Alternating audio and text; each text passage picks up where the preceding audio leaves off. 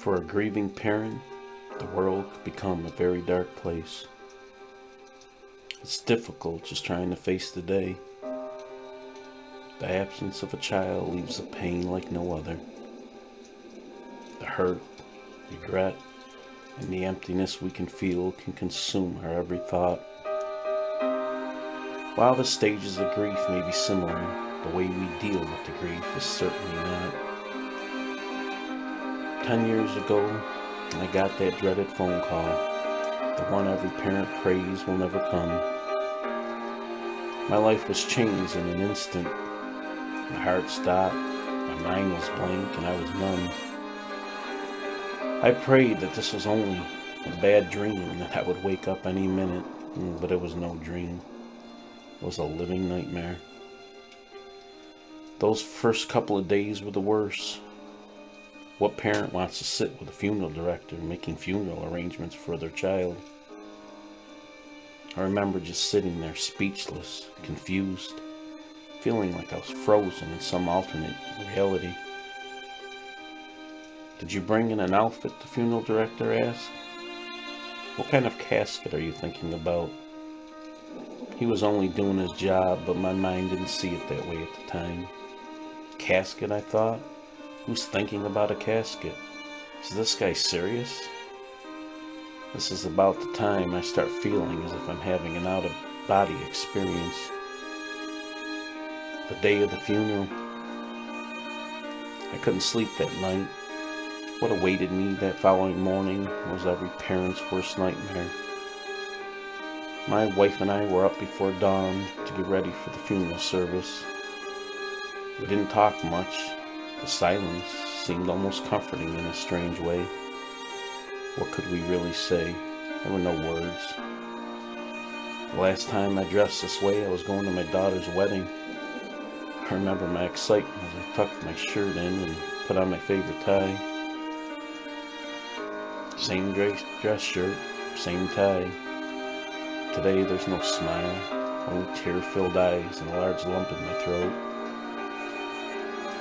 After we got ready, we waited for our daughters to call so we could all meet at the funeral home at the same time. We needed each other's strength to walk through those doors. As I reluctantly made my way inside, I could feel my body become weak. My knees felt as if they were going to buckle at any time. I kept reminding myself that my family needed me and how I had to be strong for them. But I was anything but strong that day. I had attended a few funeral services in my day, but this was something totally different. I'll never forget walking into that parlor. There he was, my only son, laying in a silk-lined casket, lifeless, looking as if he was only napping. If only he was. I broke down and it felt as if the life was running out of my body. "Why?" I screamed. "Why my son?" My wife and daughters began to cry as we stood at his casket, holding each other tightly. There we were, a broken family, missing the link that kept us all together. There were tears, sadness, and anger, and questions of regret.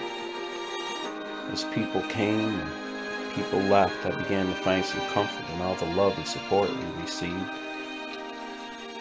For just a few hours, we were not alone with our thoughts and our grief. For me, it was saying goodbye to my son that night that hurt me the worst. It felt like I was abandoning him. I knew when that casket closed, it would be the last time I would see his face again.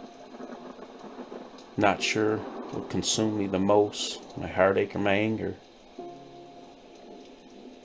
The ride home was in silence. We were numb and overcome by grief. The days, weeks, and months that followed began to write a whole new chapter in our lives. We all dealt with the loss of RJ in different ways. I'm not sure if they knew it or not, but we were all changing. That close little family that had shared movie nights and summer vacations was now drifting apart.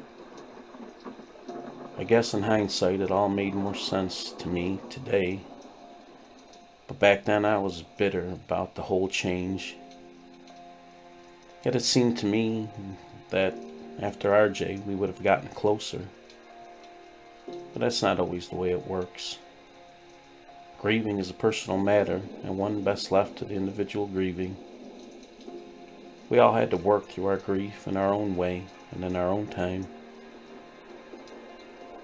It's been 10 years now since our son passed. I still remember the pain and heartache as if it was yesterday.